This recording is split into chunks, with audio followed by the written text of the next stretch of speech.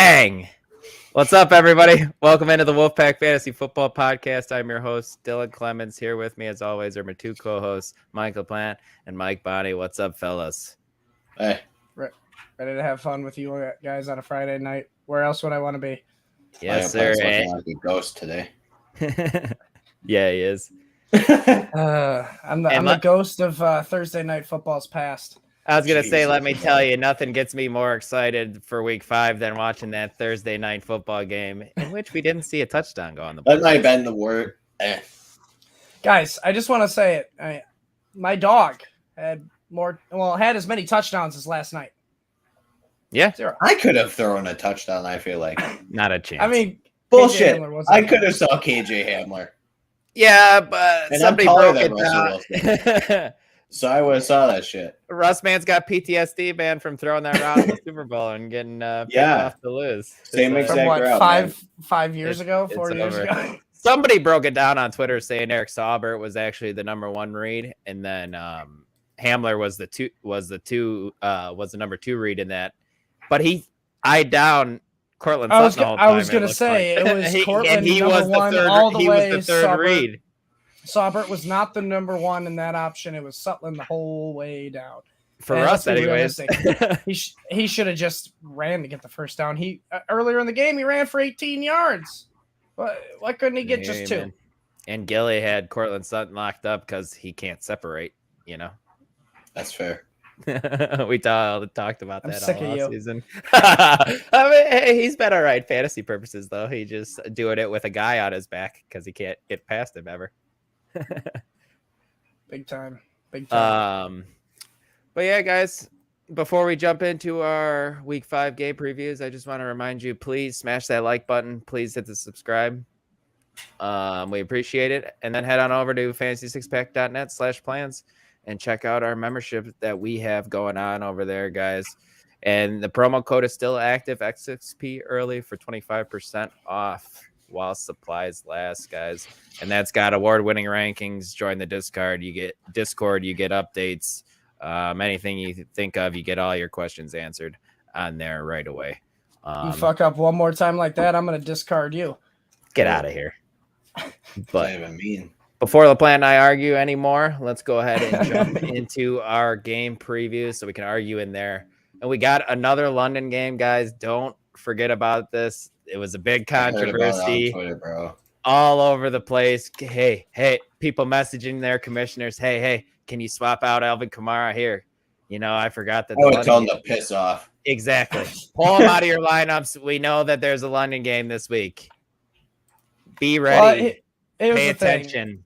The one play that probably the one player that probably was the one, most questionable was Daniel Jones, and he's ruled in playing. But it's not like any of us were playing Daniel Jones unless you were using him in Superflex. Mm-hmm. So there shouldn't really be one of those injury scares this week with this London game like Kamara was last week. What do you mean, man? You're not plugging Kadarius Toney into your lineups and hoping that he magically plays? He somehow injured a new part of his body today. Already injured other part. I know that's what the hell. I did see that he returned to practice, and then he returned to not practicing again. He is great, man.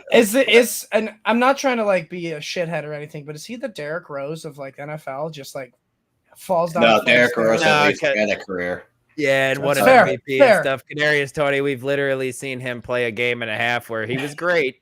And then the other half, he punched somebody, so he got ejected. I'm curious at this point if he has more injuries in his career than snaps played.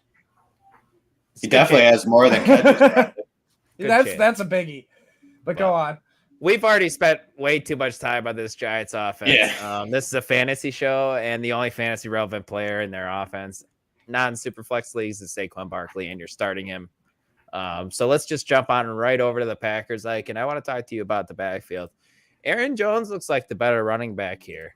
But the touches are still pretty close. I was on A.J. Dillon all off season. I thought he was going to be really efficient. I thought he was going to get enough rushes and get some targets, but it's really been the Aaron Jones show all but 1 week. Do you expect that moving forward?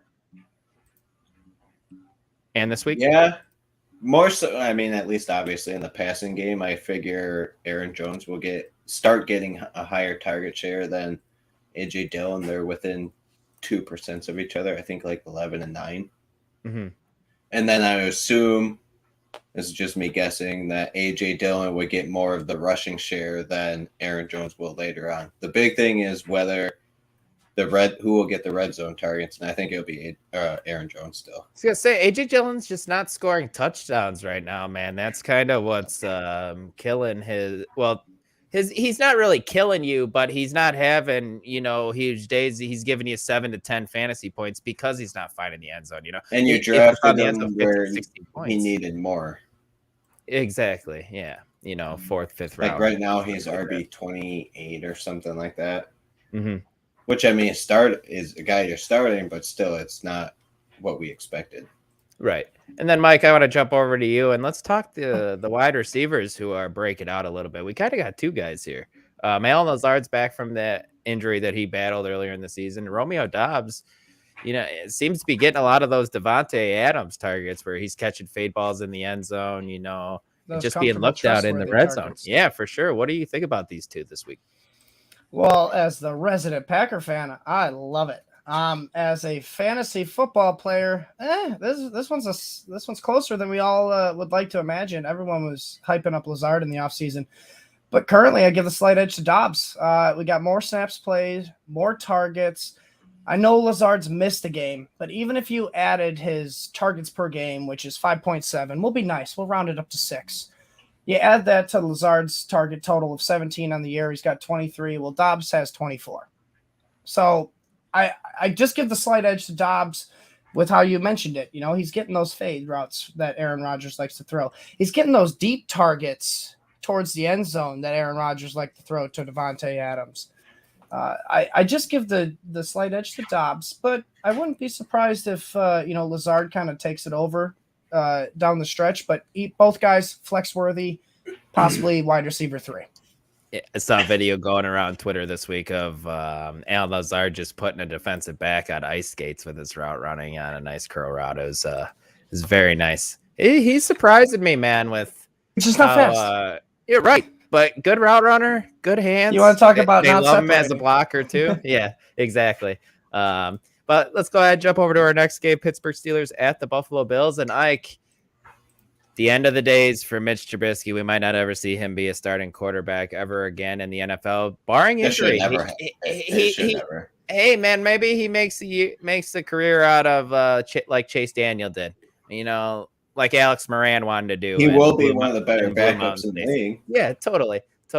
But with Teddy Bridgewater, with the quarterback change, is this going to be a total transformation of the offense with Kenny Pickett as the quarterback, or do you think everyone's still going to suck? The offense is still bad. Offensive line is still bad, so I feel like Kenny Pickett's going to have to run for his life a little bit. I mean, he did run for 2 touchdowns last week, right? Mm-hmm. Yep. He's a I mover. consider that running for his life. I can see that happening more, but they're going to have to run the ball more. They're going to have to trust Najee Harris more for them to give Kenny Pickett at least easy plays. And then other than that, I think George Pickens is probably the guy moving forward that might benefit the most from this. Everybody's heard it that he's got his 30% target share or whatever with Kenny Pickett so far. I don't believe he'll get that high for the rest of the season. No, definitely not. Not when you got Deontay Johnson, Najee Harris, the Muth man. Is Claypool dead? He's dead to me. Okay, yeah, and not roster, but so subjective. Yeah, he's probably droppable in 12-team leagues, right? He was out my bubble in my previous article, so he's there for sure. Yeah, you can't drop him with the switch of Kenny Pickett now, because now you have to see how this offense. You got to see how this offense works now with Kenny Pickett, because if it is a little bit more efficient, that will be beneficial to Claypool. Because he's an efficiency type of player, not a volume. Was deep, the deep ball, and efficiency. I don't think Kenny Pickett is going to be throwing the deep ball very well. He needs to throw short to Najee, and I was going to say, let's just get Najee going, man. Let's just get Najee going. Borderline. Why is he averaging like what 12 points a game? I think you're underestimating how much of a bump this is for the Freiermuth man. Because the Muth man. Yeah, the Muth man, because we all know rookies love their tight ends. Those are the safety blankets along with running backs. So, I mean, as long as he can learn to check down, and he looks like he can actually progress through a pocket. I mean, Mitch Trubisky look at the first option. He's not there. All right, we're scrambling. No, it had to be to the right side, too. He doesn't. It's not left. But Kenny Pickett's actually going through his progressions. He's not afraid to take the hit in the pocket. So I do like this moving forward. And my curiosity is piqued. Yeah, I lean more towards Ike here. I think this. You could buy low on Deontay right now. I don't think people are probably off on him. Yeah, definitely. They're going to be off on him, but I don't think they're going to be selling low on him. I mean, it's too much name value still. Sure.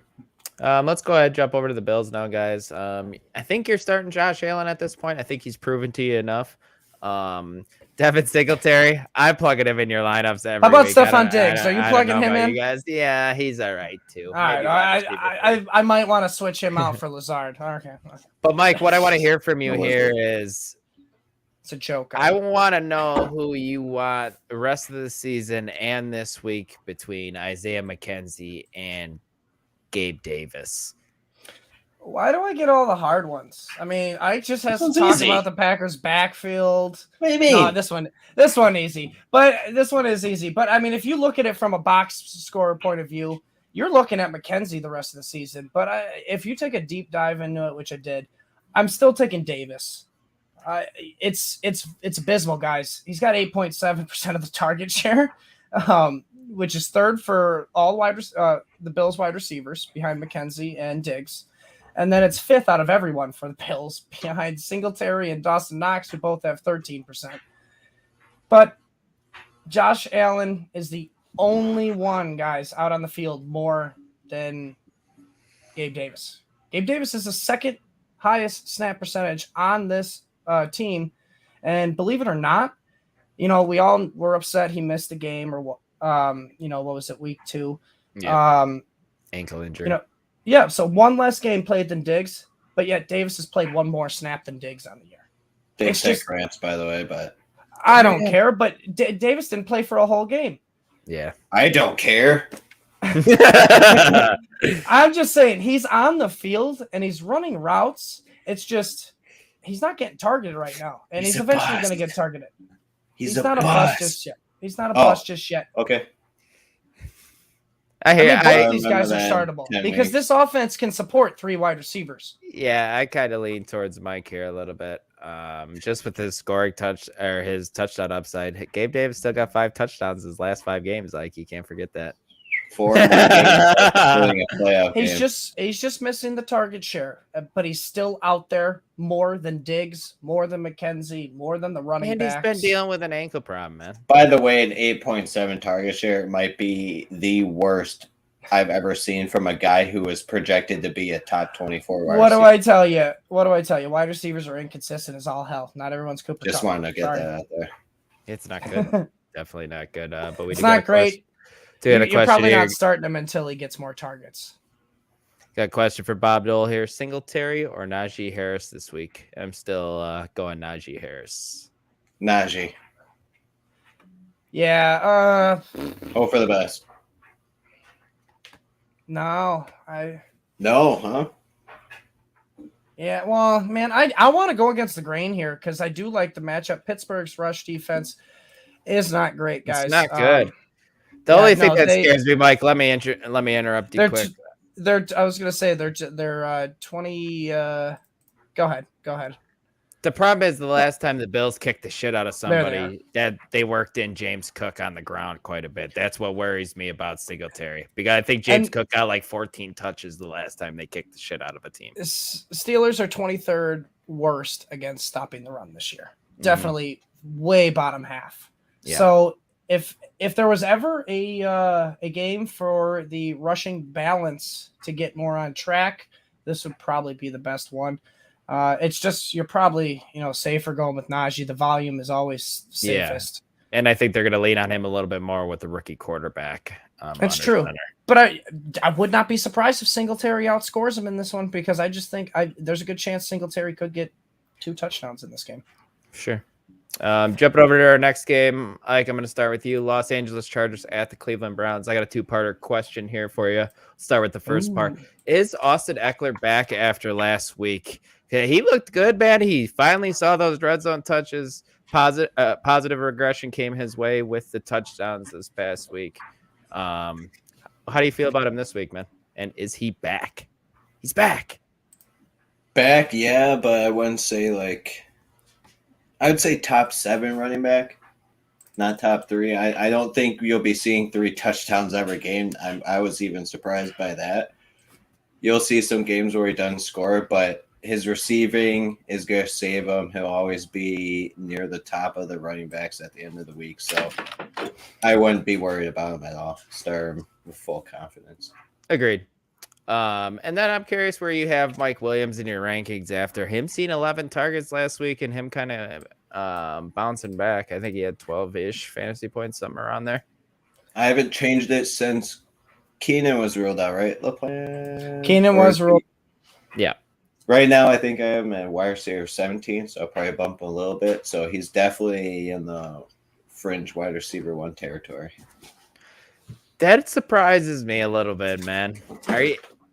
Are you hedging a little bit, like having him high, like to the point where you think that he could have his big blow up week where he's wide receiver? At some point, it's coming. It has to. And yeah. And you laugh at me for Gabe Davis eventually coming. Depends on Herbert's ribs as well. So we'll see. Yeah, for sure. We got another live question here, guys. Should I start Tom Brady or Joe Burrow this week? Brady does get Godwin back. Burrow plays the Ravens, though. Burrow does love the Ravens. Tampa Bay plays Atlanta. I think you go. I think you go the bank. I think you go Burrow. I think Tampa Bay might not have to do much. So yeah, Burrow. Yeah, they might want to get a little bit more balanced after only rushing it 6 times against the Chiefs. Sure. But Mike, jumping back into our game here. Let's go into the Browns. Amari Cooper and Kareem Hunt have been both hit or miss this season. Who out of these two do you trust more this week? And give me a few reasons why. Do I have to say how this is a tougher question again? No, I'm just kidding. Yeah, this one is a tough question, man. I know. This one is brutal. Come on, I gave Ike a 2-parter. Oh, congratulations. Because you give him 2 layups and you give me the half-court shot. Dog, it's like a 2-for-1 trade. Here, I'll give you Tyler Boyd and Mike Williams. You give me Cooper Kupp. It's 2 players for 1. They equal more points than Cooper Kupp. Yeah, obviously. I don't like it. You know about that. Playing either. I won't be playing either. But all right, you will have to give me a second here because I will not lie. I definitely accidentally exited out of the show sheet. All right, we're back here, boys. We're here. Bang, dude. I was rearranging shit. So Cooper and Hunt, believe it or not, are pretty close on the year. In PPR, Cooper has 55 points, Hunt has 50. I mean, so it's really not that far off. So in this type of a situation, even though the running back landscape is brutal, I still lean the running back in Hunt. Just because the running backs get more opportunities, especially Kareem Hunt's case. Even if they're down, he will get targets out of the backfield. And believe it or not, Chubb and Hunt have the same exact number of red zone opportunities. I mean, you would think not because Chubb has 5 touchdowns to Hunt's 2. Mm-hmm. But yeah, Chubb has 16 rush attempts, 0 targets. Hunt has 13 rush attempts, 3 targets. So it's split right down the middle in the red zone. So Hunt just needs to score touchdowns. Once he scores touchdowns, he's going to hit for you. So I think I lean Hunt over Cooper because I don't like the inconsistency with Jacoby Brissett. He seems to be reverting back to this tight end, hyper-targeted QB. Mm-hmm. Yeah, he is. And Amari Cooper has followed back to the guy who I'm going to score you 22 points for 2 weeks. He decided not to play last week. And then I'm going to give you a good old 2 points here, 2 weeks out of the 4 that he's played. He's just so frustrating. But at this point, guys, when you drafted him, you knew that's what you're going to get out of him. Mm-hmm. Yeah. I mean, you got them cheap as hell anyways. You did. So to get 2 of those good weeks out of them, take it. You take it with take it on the chin. Yep. We got another quick question here from Bob Dole. Would you guys go Chris Godwin over Najee Harris in the flex this week? Man, Najee Harris in the flex. God damn, you got some good running backs. Chris Godwin's going to be in the slot. He probably has the best matchup with AJ Terrell being on the outside on Mike Evans. Dude, he had 10 targets last week. With Mike Evans and now, was guys, multiple times. If I do remember correctly, because Bob Dole always watches the Thursday show, this is half-point PPR. He does play in half-point PPR. Najee Harris, then. If it's half-point PPR, I go Harris. Full point, I go Godwin. For sure. Tell me if I'm wrong, Bob, but I'm pretty sure you play in half-point, and if it's half-point, it's Najee Harris. Completely changed my answer. Know your rules. Let's go ahead, jump into the next one here. We got the Houston Texans at the Jacksonville Jaguars. Ike, I'm going to come to you first here. Oh no! And Bob Dole's told Michael Plant he's always right. And you can't. I'm not. Him, man. Weird. I appreciate that. I appreciate that, Bob. But I'm not. I know I'm not. But Ike, Dameon Pierce last week blew up 100% of the Texans' rushes. 6 targets. I want to say 6 or 8 targets actually. It might have been 8. Is he a must start in this matchup and the rest of the season? Or are you just plugging him in as your RB2, RB1 in my case? Yeah. RB1 in my case. For those who drafted him like you, this is what they wanted. This is what they expected. So they're for all the 0 cloud RB 9 drafters that just waited way late. Yeah, you want to start Dameon Pierce. Remember my Matt Forte and Dameon Pierce take back at preseason? Yeah, this was the first game that we actually saw that come to fruition. Just not a great time of when you drafted Kareem one Hunt, game, like all those years ago. It's reminiscent, yeah. It's kind of it's around the same thing. But yeah, keep going. No, he should start him every week. He is the guy, like you said, 100% of the. That's it. Rushing share is insane to me. So. Yeah, many guys are getting that. If he's gonna get, he might be the only one getting that. If he's gonna get 6 to 8 targets a game too, and be the third down back, and be the garbage time. I don't see 6 to 8 again. Yeah, because Burkhead got the same amount of targets, and he might get more. Depending on game script and whatnot. Because the Texans, I mean, it was they surprisingly, guys, the Texans have been in every game so far. Have we seen that coming? They battle, man. Yep. No, I definitely didn't see it. Which is great for Dameon Pierce. But like I said, him and Brandon Cooks are pretty much your only lineup locks from this team. For sure. It's also worth mentioning that a lot of his yards came from a 75-yard touchdown. Just something to keep in mind. True. You know what? Fuck it. I'm calling them LaPlante locks. Those are the only 2 you can lock from that team. Fuck you. I think Dameon Pierce has shown you that the big play is part of his game too, because I know he had a couple big. Oh, he's got the breakaway speed. Well. Yeah, and he runs. Yeah, he looked faster than I thought he did. Mm-hmm. But Mike, I want to jump over to the Jaguars now. I think. Excuse me. This offense struggled as a whole last week, but especially Trevor Lawrence. Guys, 4 fumbles. 4. What's going on here? I know. I get it. I get it. Yeah, I get it. It was raining, man, but he got small hands like Kenny Pickett. That's why he's just dropping that damn thing. I'm curious, Mike, in this matchup, do you think does Lawrence and this whole offense as a whole bounce back this week? And is Lawrence streamable? Well, before I answer your question, quick little nugget of information. Did you know the Texans actually lead the all-time series against the Jaguars? And it's not even freaking close. 27-13 all time against the Jags. Wow. Yeah. All right. Now going back to fantasy. Well, yeah, going back to fantasy. Absolutely. Trevor Lawrence and the Jaguars are going to be bouncing back this week. It's going to be a win against the Texans. Sorry, Texans fans.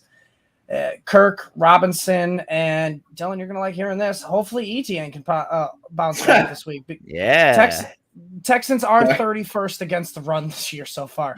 I mean, I get my Etienne question this time. Damn it!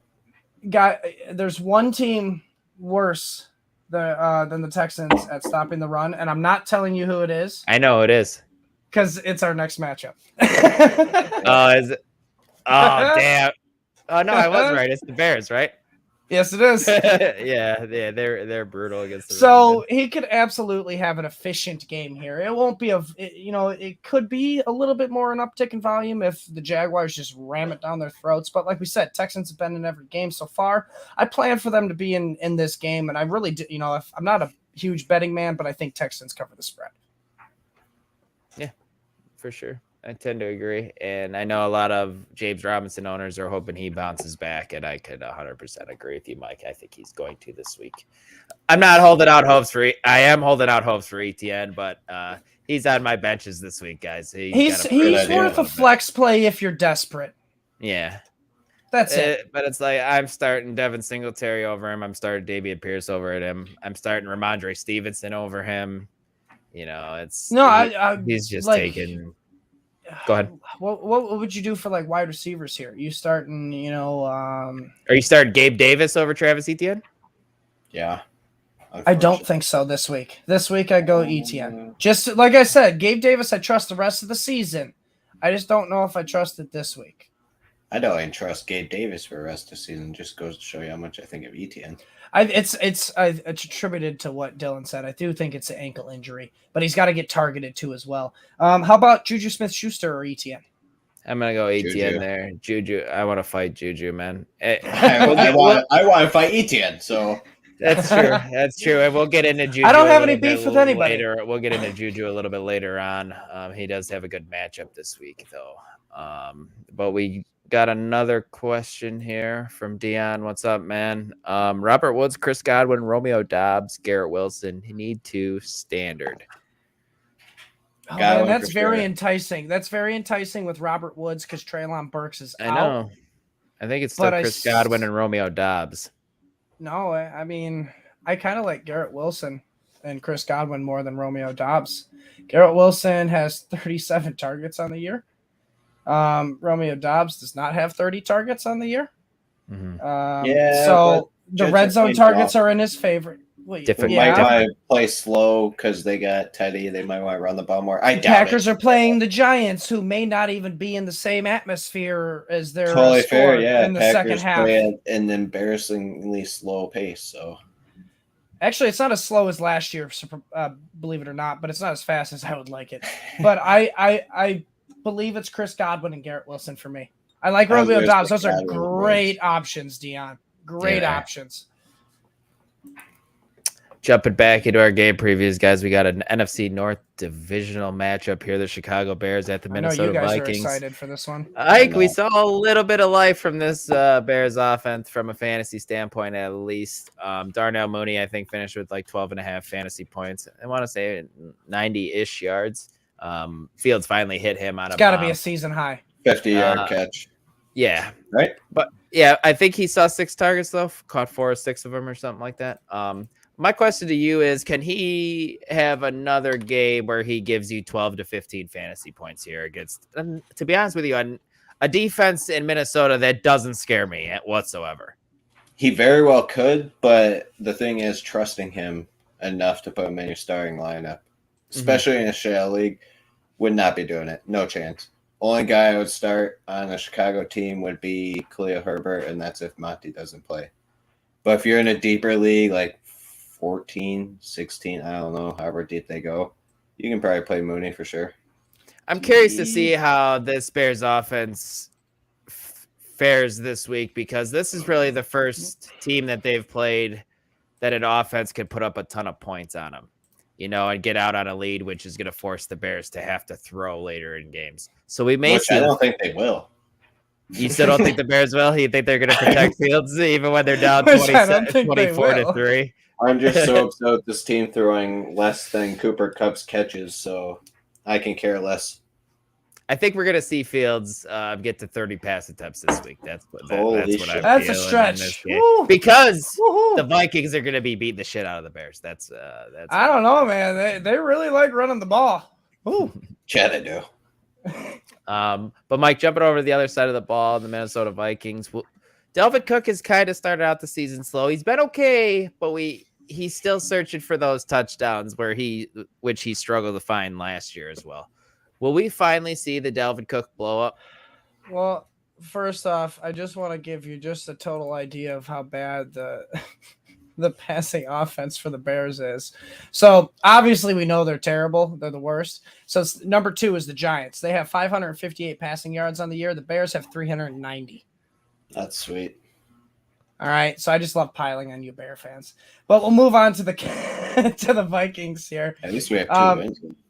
That's fair. I don't know how you got it, but guys, you're good. I mean, like I mentioned it before in the previous matchup.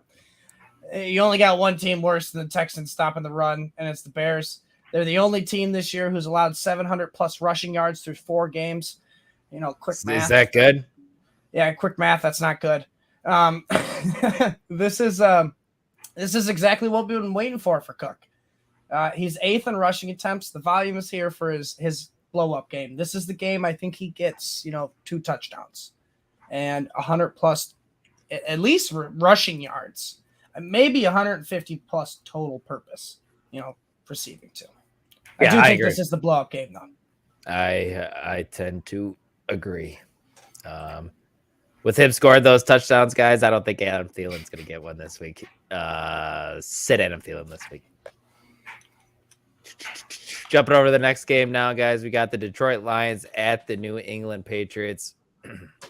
Like, the Lions offense as a whole has been awesome for fantasy purposes. Jared Goff, the running backs, Jamal Williams, DeAndre Swift, Amon-Ra St. Brown's an absolute stud when he's been in the lineup. Even saw, when everyone was out last week, we even saw DJ Hawkinson drop a 40-piece. 40! And Josh Reynolds get like 18 fantasy points as well. Go ahead, Mike. Another little nugget. 7th best performance all time by a tight end. That's pretty sweet. But my question to you is, because we're starting TJ Hawkinson, we're starting Jamal Williams. Are you starting Josh Reynolds with Amon-Ra St. Brown trending downward? Actually, I thought he was practice. He is trending upward. Sorry to make you look really. No, silly he made like me that. Look stupid if I'm wrong. I didn't think the last I saw that. Yes, he did practice. Swift was But officially ruled out, but Amon-Ra was not. He's questionable still. Was he limited or did he fully practice? For this question, I suppose. And either way, I'm not starting Josh Reynolds. I think the Patriots are going to try and run as much as they can to keep the Lions off the field so that they can control the game. Pretty sure Mac Jones is out again. I could be wrong on that. I have no idea. Bailey Zappi has been named the starter. Yeah, so they're going to want to keep the ball on the ground, keep it nice and easy for him, short passes. So if you have Ramondre Stevenson, I'd probably be starting him in a lot of leagues. Nice segue into the next question, man. Michael Plant.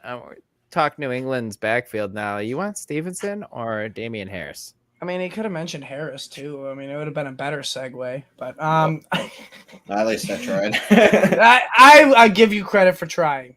B for effort. Gut check. Stevenson is the guy right now with the increase of receiving work. It's a slight edge to him. 14 targets compared to Harris's 9. Stevenson only has 10 less carries than Harris on the year, 53 to 43. But Stevenson is just more efficient. Almost 5 points. You know what? That was actually something I didn't look up. Good call. I will look it up real quick here. But while I'm looking that up, the efficiency is just there more for Stevenson. He's almost averaging 5 yards a carry. It's 4.9. You got 4.6 for Damian Harris, which is good. It's just Stevenson is doing a little bit better. Maybe it's because he is not rushing the ball as much, but it's the PPR value that we love for Stevenson. But I think this was a trick question because both these guys are playable this week. I actually agree. Yeah. There's a theme running here in the past 3 matchups. Lions 30th in defending the run, allowing 662 rushing yards. So these past few teams are terrible at defending the run, and there's just going to be a lot of rushing yards, I think. I agree. Both guys are startable this week. Jumping over to the next game, we got the Seattle Seahawks at the New Orleans Saints. The Saints are coming home. Well, why am I going to do that when I'm talking Seahawks here? Ike, are we trusting Rashad Petty after the blow-up last week against the Detroit Lions, who we just talked about, who are terrible against the run? Or are you staying away and not trying to chase last week's points? Don't try and chase it, especially against the Saints, who are, hold on, let me look at it real quick. 6th best against running backs. I was going to say, good. If I'm not mistaken. So, I'm pretty sure you can find a better option. By the way, this is the first time he went over 15 carries, I believe. Yeah. So he also had the most opportunity. Mm-hmm. Agreed. I think you feel pretty. You need to stop agreeing. I like it better when you disagree. I mean, you guys know what you're talking about this week, actually, for once. And do you not have an opinion, or do you just agree? He's here to move the show. My opinion is the same as Ike's opinion on that one, pal. I love that answer. We can move on if you want. Jumping over to the Saints now, LaPlante. Kamara's been a headache for fantasy owners all season, whether he's playing and he sucks, or he's not playing and people are leaving him in his lineup. Or he's being ruled out exactly. In a 30 game. I'm curious to see if he can bounce back in this one, Mike, against Seattle, if he plays. And another toughie here, but I do believe so. Seattle allowed Jamal Williams to finish his top 5 RB on the week. We have Andy Dalton officially starting. Jameis Winston is out, and the whole reason why Kamara was kind of not getting those targets because Winston just likes to huck it, chuck it football, where Dalton is a little bit more prone to checking it down if things break down in the pocket. Granted, he didn't really target the running backs a whole lot last week, only 4 total to the RBs.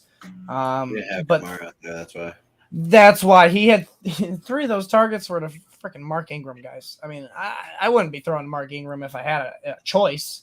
Latavius Murray has been poached off the taxi squad by the Broncos in light of the Javonte Williams news. So it's literally just Mark Ingram as the backup right now, and you got a guy named Dwayne Washington. Woo. So I deal. Right. I believe he is injured, actually. Oh. I could be wrong though, or he's just really bad. He's probably really bad. Both. But the one thing here is I am a little worried because with Andy Dalton starting, man, Taysom Hill is going to come in and he's going to vulture some of Kamara's touchdowns. I just know it. That would suck. I just know it. I'm afraid, totally man. Piss off a bunch of fantasy managers. It's either that or it's going to be Mark Ingram. It's what the Saints do to Kamara. They use him to get down there, but then I don't know what it is. It's just not as scoring as effective as recently, which, I mean, this offense kind of is shit, so I'm not surprised. But he's going to get the volume to be playable. He'll be safe, but I'm tempering expectations on the ceiling. I think your best case here is Alvin Kamara blows up this week, and then you're able to trade him for something more useful because Bingo. I don't I don't like him moving forward either, especially if Jameis comes back, because like you said, he's not the check down guy Drew Brees was. This is why I've been so scared of this offense, just in general, when I didn't love Michael Thomas pre-draft, and I didn't love Kamara either. He's not the most efficient either. Ever since his rookie year where he went bonkers because Mark Ingram was there. Yeah, right. Like 3.8. Yeah. If I that. Really, on this offense, I got my LaPlante locks are Chris Olave and Alvin Kamara, but Michael Thomas being ruled out. But I'm not starting Jarvis Landry. I don't trust it. He's too banged up. So really, the only 2 I'm starting are those 2. Sure. We're jumping over to our next game here. We got the Miami Dolphins at the New York Jets. Ike, I want to start with you. I gave Ike the tough one this one, man. What do we expect to happen with the Dolphins offense with Teddy B as their quarterback now? Tua was doing pretty well, man. He was processing fast, getting the ball out of his hands, getting it into the playmakers' hands so they could just go. I feel like Teddy is kind of like the right-handed version of Tua, just probably not as accurate.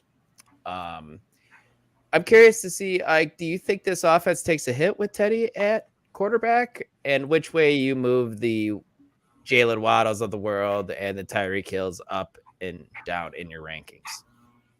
Well, the Dolphins obviously got a little bit worse because, I mean, Teddy will still get you wins, but he's not that electric player like where Tua can just, even though he didn't do it much, send it deep to Tyreek and just get a touchdown. I think it helps Tyreek still more unless he's not healthy. I don't know, LaPlante. Is he healthy or not? Both him and Waddle are questionable on Sunday. They haven't been ruled out or ruled 100%. That's sweet. So I know it's fun, super fun. I love football. This is why we play. If they're both healthy, I like Hill more than Waddle because Waddle only had 5 targets with Bridgewater last week. Honestly, for some reason, I have a feeling it might help Edmonds more now, or whoever the running back is, Mostert or Edmonds, because I feel like Teddy will throw to running back more. Or maybe even Gesicki. Maybe he'll want to throw the tight end more than. Don't you dare get our hopes up with Gesicki. You shut your face. The greatest kid in the world, man. Shut your face. You want to talk about a coach using players in a weird way? How about Chase Edmonds being used on a fade route last week in the back corner of the end zone? That was some wild shit, man.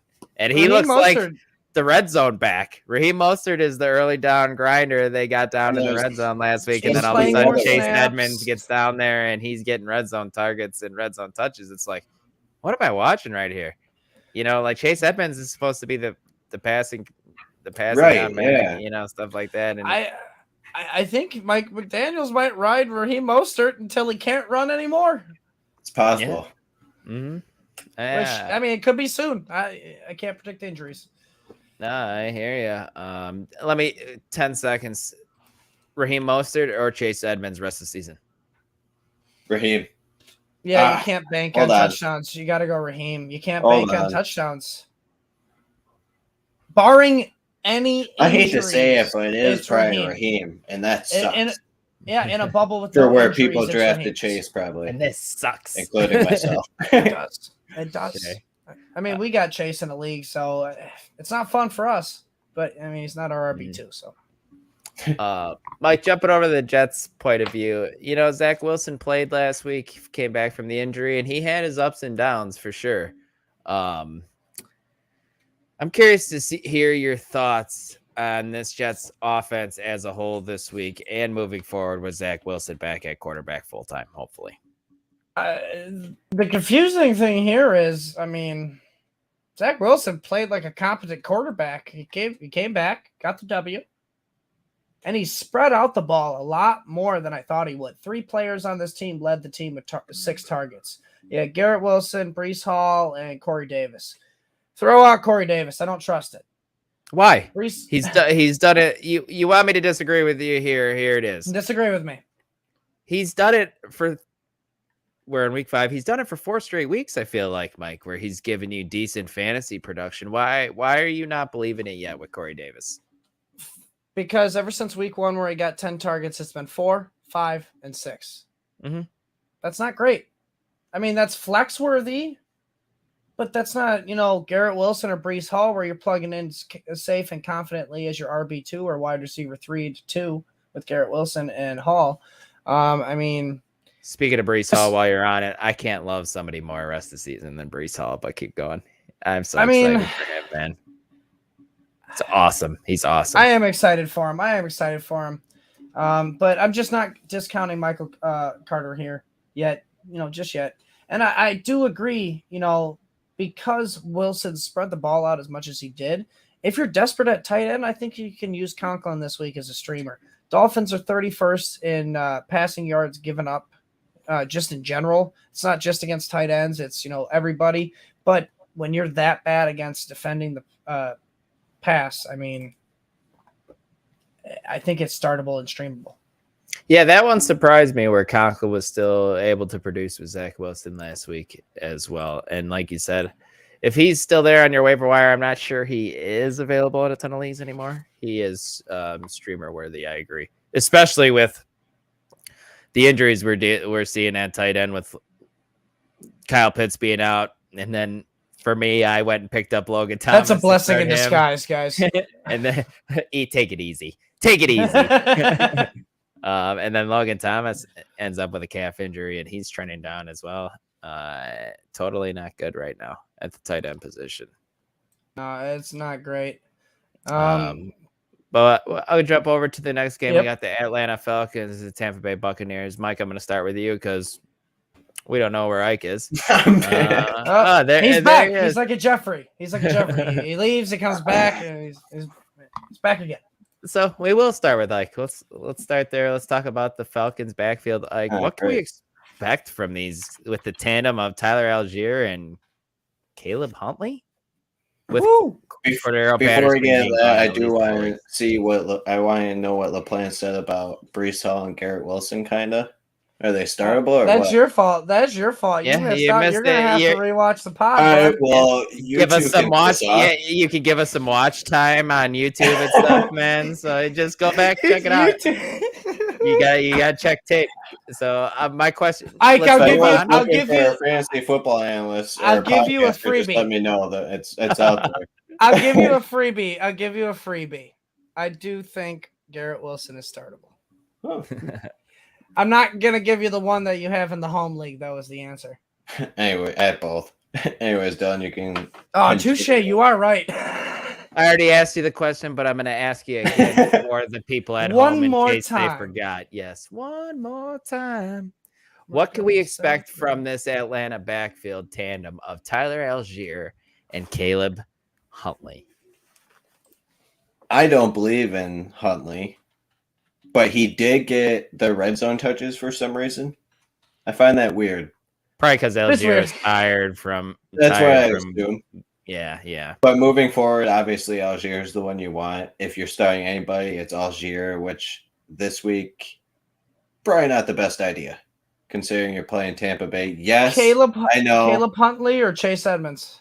No, Chase Edmonds, man. Chase Edmonds. I know Tampa Bay got worked kind of by the Chiefs, but the Chiefs or the Falcons aren't the Chiefs. So I was gonna say it's Patrick Mahomes, one guy throwing the ball, and then you're worried about him one week, and then you're worried about Marcus Mariota the following. I think that's a little bit of a difference there. What are you talking about? Mariota can STH is better than Tyler Algier, more than likely. So yeah.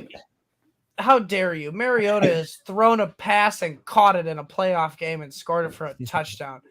He can pirouette and toss a little lob pass to his running back, right? No, he probably can't.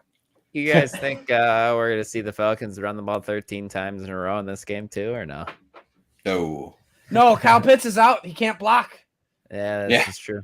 Your number one blocker's not in. Well, Mike, to jump over to the Tampa Bay Buccaneers now, we already talked. Chris Godwin is available this weekend. I'm curious about this backfield, though, man. Fournette, kind of disappointing so far this year. He's been struggling. Offensive line's bad. He can't really get anything going on the ground. And then we saw Rachaad White get worked in last week on some passing down backs. I think he played like 38% of the snaps. 2 weeks now, I think. About 37.5, yeah.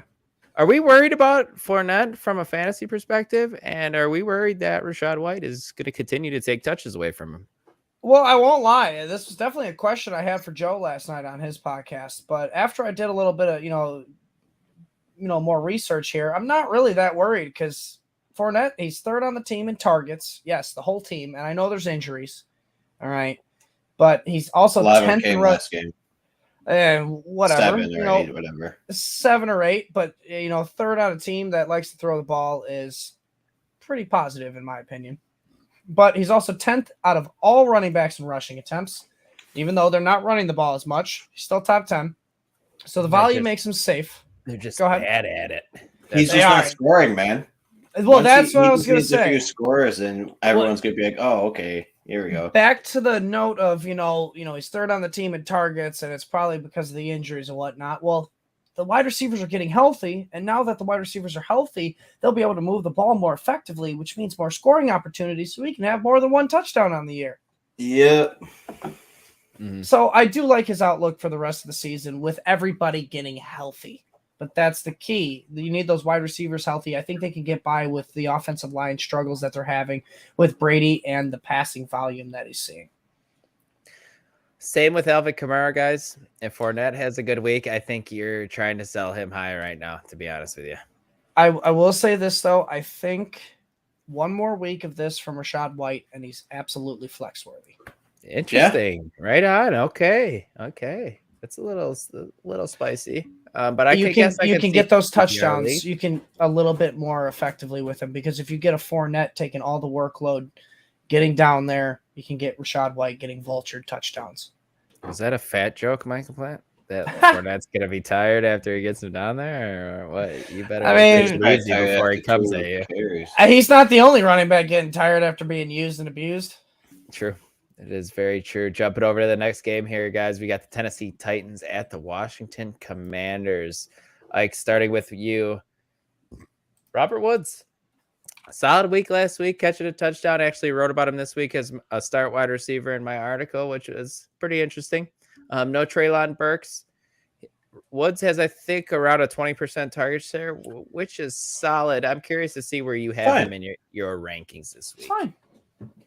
Top 36, man. So he's easily. Is that the first time all year? Yes, he's usually chilling in the 40s range. But you can easily feel safe starting him in the flex. If you put him at wide receiver 3, you can feel safe there. But yeah, he's starting for sure. Robert Woods or Gabe Davis? Robert Woods. Nice 8.7 target share for a game. Robert Woods or Darnell Mooney? Robert Woods. Robert. Okay. And then I'm curious to see where you have Ryan Tannehill in your rankings too, because he hasn't been awful, and this is a really good matchup against the Commanders this week. He's not a bad streaming option in my opinion. I have him quarterback 17. I still think they're going to run more than we want. But in super flex leagues, you can start him for sure. That's what I believe. That's actually a good spot where you have him. For sure. Michael Plant said I'm agreeing too much, but I'm just going to go ahead and agree with you again. But Mike, jumping over to the Commanders now, man, please they can't run the ball. Quarterback play has been atrocious since the first couple weeks. Can we expect a big game from Terry McLaurin with Jahan Dotson out with a hamstring injury? Logan Thomas battling a calf injury. Oh, come on. You're ruining my whole answer here, but go on. Do we finally see a full breakout game from Terry McLaurin this week? Well, quick little shout out to Davis Peng here. If Logan Thomas don't play, it could be a John Bates breakout week, boys. If you even know who he is. He's a backup tight end for the. You'll know the name after this week. Oh yeah, Master John Bates, man. With Jahan Dotson ruled out, Samuel is good to go. All he was dealing with was an illness, and Logan Thomas questionable and is trending down in my opinion. Because you never want to see somebody miss a practice late in the week like he did. Wentz really doesn't have much to throw to. Samuel leads the team in targets here with 37, which is just stupid if you ask me. That's wild. But second to him is McLaurin at 27. All right, so it seems like a not that much, 37 to 27. Yeah, it's 10 targets, but McLaurin's only having like a 16% target share on the year so far, which is the scary part here. But with these guys out, I do like him this week. You can start him this week, I think, confidently, but I'm pulling an Allen Robinson and I'm pulling a DJ Moore. And if he doesn't perform this week in a prime matchup, I'm sitting him on the bench until further notice. Yeah, I hear that, man. He's been very frustrating, but I tend to think that he's going to have a big. I do think so. I do. And I'm really hoping so because I don't want to bench Terry McLaurin. Well, it's probably going to be Curse Samuel for all we know. And it might be that offensive line's terrible, and Samuel's, kind of the quick intermediate guy. So that really wouldn't surprise me either. But yeah, we do got a question here. I'm thinking of dumping Russell Wilson. Don't know if I trust him until Denver opens the offense up. Thinking of eyeing up Kenny Pickett or Jimmy G. That's the problem, though, man. I don't think those options are any better than a crappy Russell Wilson right now. Yeah, that's. Because even though Russell Wilson didn't score a touchdown, he got probably as many yards as you're going to see Jimmy G and Kenny Pickett get in a game. And he doesn't run a ton anymore, but we saw him have to run. And the more and more they get down, he's going to have to run more to try to keep Broncos in games because their schedule coming up is brutal. So the volume's going to be there for Russ, man, too. The problem is he's goddamn atrocious in the red zone. I saw the stat. He's 2 of 18 in the red zone. Yeah, man, they can't score. Yeah, it's crazy. And they can't trust their running back to hang on to the goddamn football right now either. But you can't drop him. That's the shitty thing right now. You can't drop him. I mean, not for those options. No. Not for those options. We do have another question here. Mm-hmm. One more. Why don't you pull it up? From King No Limit. Would you guys do Waddle and London for Eckler? No, I think that would I'm assuming that would deplete your wide receiver depth. Yeah, I would not do that. I think you're buying high at Eckler on Eckler at that point. You are buying high on Eckler. You're buying a little too high on Eckler because here's one thing: London's gonna go off this week without Kyle Pitts. Waddle, I don't mind. I keep London and maybe Waddle and a lesser player for sure. Yeah, let London go off this week. Pair him with another player besides Waddle, and you might be able to get that trade done. But I wouldn't do both those players for Eckler. Because even with Bridgewater, Waddle's still going to get the easy 5-yard receptions, and he's going to take him to the house. And Drake London is going to get his 25% plus target share for the rest of the year, barring injuries. So those are 2 starters for the rest of the year. Now, if you're sitting like Dylan over here in one of our leagues and your RB1 is Dameon Pierce, maybe this trade makes a little bit more sense for you. But if you got somebody like Derrick Henry, Dalvin Cook, maybe even a James Conner, I still don't know if I make the trade. Yeah. See, Mike, but the problem with what you just said about my one team is my strength of and that team's 2-2. The strength of my team is my wide. I know receivers. I bag on you a lot, but no, yes. You're fine. You're 100% fine. I get your point, but if you take those are 2 out of his 3 best receivers, and the wide receiver position is his strength on his team, you take those 2 wide receivers off his roster. Yeah, your running back position is a little bit better adding Eckler, but you just depleted your best position on your team. You get what I'm saying? That's what worries me about that. And then you probably have no depth at the I'm going to guess that London is not his second best receiver. Waddle would be his second. I said his second and third best receiver. Oh, okay. So Waddle would be his second receiver and London as his third best. See, here's my problem here. And I will admit I'm going a little bit of psychology here right now. And I'm trying to think about, being in King No Limit shoes here. And if I'm even considering trading Waddle in London, I have confidence in my wide receiving core. Right, yeah. Hopefully you have Cooper Kupp. Exactly my point. Yeah. You got a Justin Jefferson, you got a Cooper Kupp, and you're confident in your wide receiving core, and this is why you're looking for it. Cooper. But this is just a little too much value for Eckler because you're buying high on his best week so far off a 3-touchdown week. Which is let it settle down. Let London go off, which I think he will this week without Kyle Pitts, because, it wouldn't shock me if he gets Brandon Marshall numbers with Jay Cutler up to 40% target share. Yeah. So I just want to do the trade right now. But that's good question, man. And you got us great question. You got us on a good tangent there. I liked it. But let me rein us in here and bring us back to our fantastic game of the San Francisco 49ers. At the Baker Mayfield led Carolina Panthers, guys. We're going to play football, one team. Ike, let me start with you. Can we expect Brandon Ayuk and George Kittle to get going this week? Because they have been frustrating to start the year. Kittle, for me, he should probably be on your bench.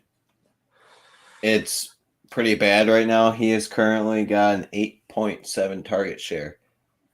That's as good as Gabe Davis. Like we were just talking about Gabe Davis having that much. Mm-hmm. So yeah, even for a tight end spot that's literally depleted like none other, he's not even worth starting, which is insane to talk about. They love running the ball with Jeff Wilson for some reason a lot. Are you starting Will Dissly over George Kittle this week? No. That's what I was saying. But why? All right, how about you starting Gerald Everett over George Kittle? What faith do you have in George Kittle, though? It's because Will Dissly is a touchdown away from not scoring a touchdown of having the same week as George Kittle. That's pretty much why. And I'm gonna bet on the talent of George Kittle and Will Dissly's. See, they're both going to get the same amount of yards and catches. Just who is going to score a touchdown? Disley apparently scores touchdowns, and George Kittle can't. But he's due to not score touchdowns, is what I'm saying. He's got 3 out of 4 weeks. David Njoku or George Kittle? David, easy. And Njoku, I think. Yeah, I agree. Irv Smith Jr. or Kittle? Kittle. I wouldn't even know what Irv Smith has done lately. See, this is the thing where you can't sit Kittle for this bad of a wasteland. He's probably done more than George Kittle. I'll just keep naming, and we'll go down the list of guys. I don't want you to. I don't want exactly my point. So some of these players you do. You're probably at like tight end 13 though. If you're saying Irv Smith, you're probably at tight end. That's 17. Okay, then yeah, you're right there. But here's the thing, guys: top 10, you're not starting. Him over like Dallas Goedert. Conklin, Freiermuth. I would play Conklin Gerald over Everett, Kittle. Higbee. Exactly. None of those guys would I ask you because you're playing those guys. So like Irv Smith, Evan Ingram. Yeah, that's why I say he's worth a bench spot. That's why it's like, man, he's kind of on that fringe of tight end 1. But here's the thing: fringe tight end 1 sucks. Yeah. And as for Ayuk, he does have a 22% target share, but with them throwing so little, it basically doesn't matter. He needs a touchdown to stay relevant in fantasy, unfortunately. Kind of seems to be Garoppolo's guy a little bit. Like Debo is going to get his, obviously, and he took that short en route to the house on an awesome catch last week, which was nice. But yeah, Ayuk seems to be a little bit more in tune with Garoppolo. I have no problem admitting when I'm wrong, but if I'm going to admit when I'm wrong, I'm going to admit when I'm right. I called the Deebo Samuel breakout game against the Rams on Twitter. Yeah. And goddamn, did he go off for you guys, and I loved it. He did. It was nice. Let's jump on over to the Panthers now, Mike. Besides Chris, let's keep this quick. I'm sure we will. Besides Christian McCaffrey, who was good last week, can you start anyone in this Carolina Panthers offense? Man, not with any sort of confidence, no. I'm not even confident CMC will get 10-plus touchdowns this year. We're talking receiving and rushing. This is how bad this offense is. Just to give you a quick little glimpse, 25th in rushing offense, 30th in passing offense. Man, I can't – can you think of a couple teams worse combined? Bears maybe. That's about it. And I'm not just shitting on you. Bears offense isn't worse than the Panthers. That's what I'm saying. Their rushing offense, I believe, is probably top 15. Yeah. So, this is the worst combined offense I think we have in the NFL this year. Correct. So, there is nobody besides CMC I want to start. And like I said, CMC is not going to have the ceiling I think we've seen him have before in the past, not unless they do some sort of switch here with the scheme or they get Sam Darnold's ass in there. Sure. But yeah, let's hit some of these comments up before jumping to the next one. Homie wants to give me Kamara and Keenan Allen for my Devontae Adams. Is that a good trade? I'm not doing that trade. I'm not doing that trade 9 times out of 10. First of all, you're dealing with 2 injured players. One of them's not starting this week. One of them's finally coming back healthy, but we just talked about it. If you want to check out how we our opinions on Kamara, you can go back in the podcast and to our Saints matchup, but you don't do that trade. You keep Devontae Adams. Yeah. Next one we got here. Would y'all trade Marquise Brown and J-Rob for T. Higgins or Amon-Ra St. Brown? This one's intriguing, man, because we got D-Hop coming back in 2 weeks. You're kind of selling high on Marquise Brown here. You're selling J-Rob high. I like it. T. Higgins is real nice. Amon-Ra St. Brown is real nice when he's on the field. I kind of want to tell you that I would do that for either one of them. I agree. And it says down below that he has really good running backs and needs a wide receiver too. So you're right. You might. I hate saying this because depending on what type of league you're in, you might have to give up more than J-Rob. But if you can get that trade done, it's worth it. Mm-hmm. It just kind of sucks because you're dealing with the Amon-Ra ankle injury right now. I'd go for Higgins. Yeah, he's on a better offense. I mean, granted, Lions are number one scoring offense in the league. I can't believe I'm going to say that. I just think it'll even out at the end of the year, and I think the Bengals will have a better offense. So if you can make that trade, do it. But I don't know if somebody will take that trade with J-Rob. I think they're going to see through that a little bit. But yeah, try it. We got one more here. Juju and Michael Carter for Scary Terry. This is a pretty interesting question, too. I think you do that. I think you bet on the best talent here, and that's Terry McLaurin. Juju's been disappointing. I agree. Michael Carter is starting to get phased out. Not like completely, but Breece Hall is taking over. Breece Hall looked at Michael Carter right in the eyes and said, "Look at me. Look at me. This is my backfield now. I'm the captain now." See, the problem is with Juju and Carter is you never know which weeks you can play him.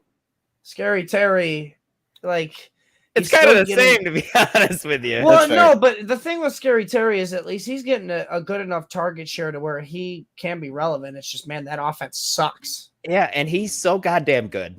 You got to bet on the volume here. Juju is in a split offense with those wide receivers. All of them are pretty much receiving 15% target share. Michael Carter starting to fade out the backfield a little bit more. So I think I lean Scary Terry, and I would do this trade. I can't sleep on this trade. It's a shit the bed for the rest of the year. Mm-hmm. I can't be wrong, though. Go ahead, jump into our next game here. We got 4 games left, fellas. Let's start with the Philadelphia Eagles at the Arizona Cardinals. Ike, I want to ask you, man, this dude right here. This dude. 2 seasons in a row before this one, we thought he was going to be a top 12 back. This season, we finally fade his ass, and he's making us pay for it. He's just a top 12 back, man. Got him. For you. He said not to draft him before his season. I know. He's like, you know what? He duped us. Fuck you guys. I'm going to drop an RB8 on you guys right now. I don't care about your fantasy teams. I'm just going to lie right to your face. Is he for real? Is this fucking guy for real? I wouldn't say he's fully back, but he's definitely starting every week on your fantasy teams. 10th in red zone touches, 12th in opportunity share. Thanks to Player Profiler for that. But finally leaning he's getting all the opportunities. This team runs the ball. Miles Sanders or James Robinson? Miles. I think it's Miles Sanders, man. He has a clearer path to touches every week. Yep. Miles Sanders or Dameon Pierce? Miles Sanders, unfortunately. Really? He doesn't have the clearer path to touches each week, but better offense, man. All right, last one. Scoring opportunities. I'd say Dameon on that one, I think. Okay. All right. Last one here, though. Leonard Fournette or Miles Sanders? That's Leo. Miles Sanders. No, it's wow, not. that one I'm it's shocked. Not that Leonard Fournette, man. It's Leo the Lion. For sure. Oh, man. I don't he gets a go receiving, like LaPlante said, he's third in team in targets or some shit. I really want to argue with you here about it, but I don't want to go on a tangent because we're already on an hour. We're already on an hour 08. Make it a quick tangent. There's not one good thing more than Leonard Fournette has over Miles Sanders right now. The Eagles' offensive line's better. The Eagles' offense. I literally just said it. He's got more scoring target share. Now, here's my thing, though. Receptions. Do you expect that to actually be the rest of the year, the Eagles being a better offense than the Tampa Bay Buccaneers? There's nothing that they've shown us that can't be true, and they have the. Buccaneers were without a lot of weapons, so. And they still were within games. And the Eagles have one of the easiest strength of schedules remaining. That I will. Yes, that will give you, because that NFC East. Oh man, it's brutal, but somehow it's doing good. Yeah, for sure. But yeah, I think that pretty much wraps it up. That was a good conversation, guys. Good. But Mike, let's talk Cardinals now, Mike. Are you worried about this Arizona offense as a whole in this matchup? Because let's be real, this Eagles offense is for real, and this Cardinals offense has not looked good until the second half of games when they just kind of need to go Kyler Murray schoolyard bullshit. Now, one thing is Darius Slay did get hurt last game and did not play the rest of the game. Granted, defense didn't matter without him. So I am tempering my expectations. I'm a little worried here, but you got no choice but to start your guys in Kyler Murray, Marquise Brown, and James Conner. You got to start those guys. You're not starting Rondell Moore. You're not starting the Dortchman. You're not starting Deutschman. You know, I mean, I really do think Zach Ertz is going to struggle this week. This is the one week where I think Ertz is not going to deliver, just because the Eagles' defense, their pass rush is so goddamn good. I don't think Zach Ertz will be able to. I think Kyler might struggle this week. Here's the thing, and I remember hearing this stat. I believe it was on the Fantasy Footballers podcast. The Cardinals in the first half, I believe, are like bottom 5 in offense. Yeah, but it's awful. Second half, they're top 3. Right.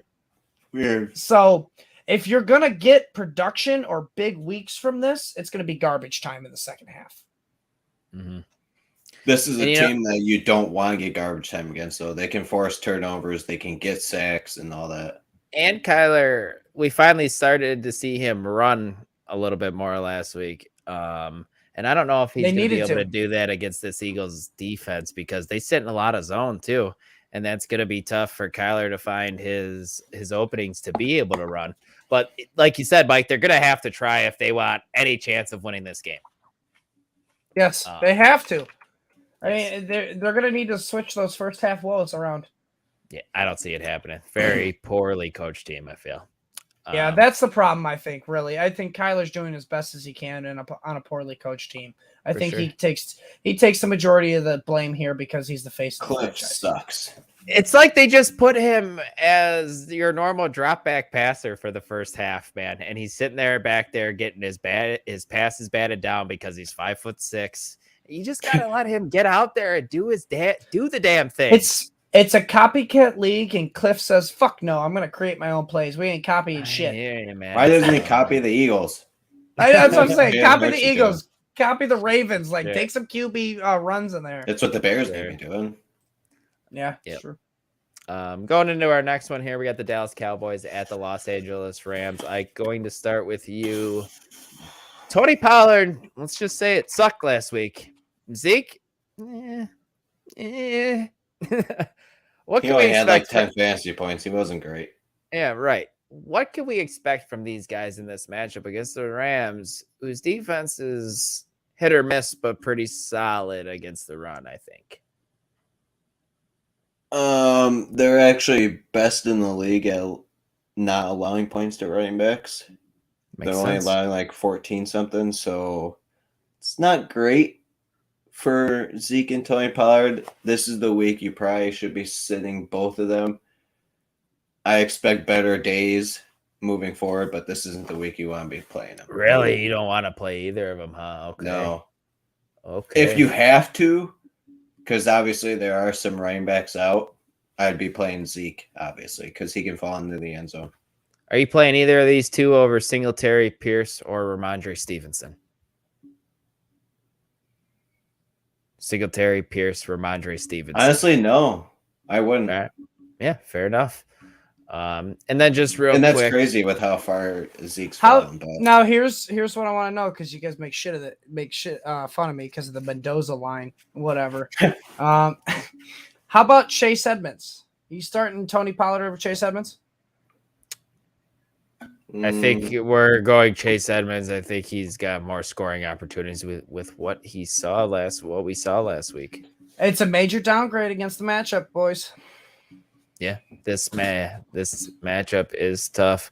And then just let me get your quick thoughts on what we saw from Michael Gallup last week. Is this the week he starts to eat into CeeDee Lamb's target share, or is that not going to happen more so until Dak comes back?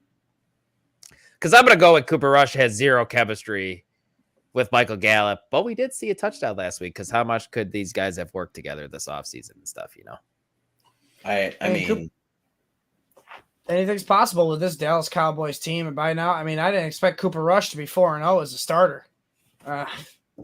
But this might be this game might be the reality check for Cooper Rush against this Rams defense. I do like I'll be honest with you. I'm starting Michael Gallup and Scott Fishbowl this week. Right on. All right. Really? Now, yeah, I am. I'm going to be starting him and Scott Fishbowl this week because Isaiah McKenzie's concussion scares me a little bit. So I mean, in desperation, I think you're good with Michael Gallup, and 10 teamers, you're sitting them until you see better. For sure. 10, 12 teamers, you're sitting them. Jumping over to the Rams side, Mike, I want to go to you here. Allen Robinson, Cam Akers, Darrell Henderson. What do we do with these guys? Can we do anything with these guys? Do you drop them? Do you just sit them on your bench? Do you start Cam Akers maybe? You kind of have to start Cam Akers. I mean, if you're hit with these running back injuries, but man, if you got other options, I'm going in different directions here because it is just Cooper Kupp and Tyler Higbee. These are the only two guys in this offense that matter, that are relevant. I don't understand why. It's like Matthew Stafford just said, fuck being a good quarterback. I'm going to hyper-target Cooper Kupp and my tight end. So I don't understand what's going on here. I think it's the offensive line, obviously, because it's so bad. But in a pinch, you can start Akers just because I think the volume is all right there. But realistically, I'm trying to sit all three of these guys. Yeah, it makes total sense. I agree with you. Sunday night football, guys. We got the Cincinnati Bengals at the Baltimore Ravens. Ike, are you worried about Mixon? Because this Ravens offense has just been beaten up through the air so easily, worst in the league against wide receivers and quarterbacks, I think. I mean, they can get him down there all they want, but I mean, Joe Mixon's still good first, actually, in red zone touches, so he's still going to get his goal line carries. He's still going to get into the end zone at some point. He's still going to get targets. There's some worry, but I mean, it is definitely worrisome that he's not very efficient on the ground right now. Mm-hmm. Like, he's brutal. But brutal. Touches are there, though. Like exactly. Things volume is there. Around. Yes. And like LaPlante Lowe's volume is like God. Like I volume is God in fantasy football. I give credit to Keith from Fantasy Six Pack. He's the one that said in our Discord channel. He said either Mixon's gonna go off or he's gonna be the biggest fantasy disappointment all year because with his amount of touches he's been getting, his fantasy points over expectation are just madly not correlated. It's insane. So he should be averaging like 20 something probably. He's due for more points with the volume he's getting. It's not coming together right now. Fantasy football is a stretch of what I like to call it's kind of like a college year. You got trimesters or semesters or whatever. Yeah, it's kind of like a quarter. Semesters. It's a I don't know why I said trimester. It's like a circle. It's quarter. It's quarter not by like quarter. A square that has like it's 4 week intervals, like 4 week intervals, 4 week intervals, and anything can change at that point. So this could change. All it takes is a good matchup for Mixon to get on the right pace. For sure. And then Mike, staying with you here, jumping over to the Ravens. Let's talk. I don't like the way you worded this.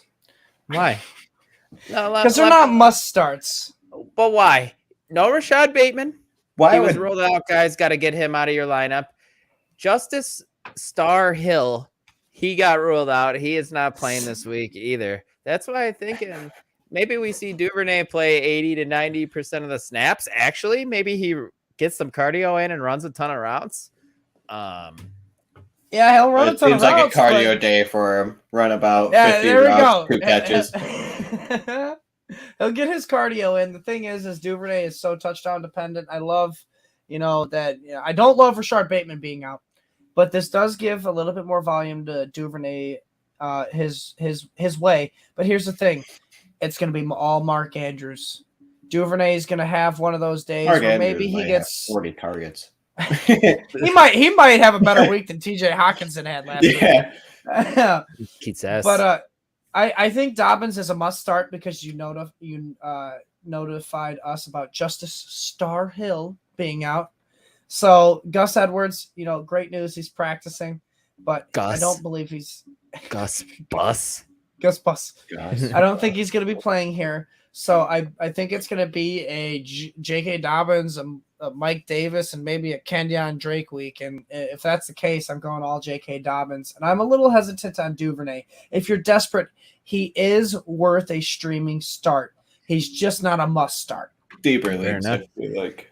You just had to give Mike Davis one more shot in the light, man. Well, I never said you're starting him. I said he's going to be in the mix. Mike Davis.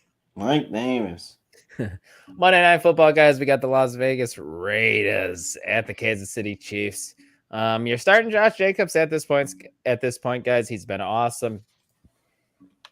Derek Carr streamer possibility this week.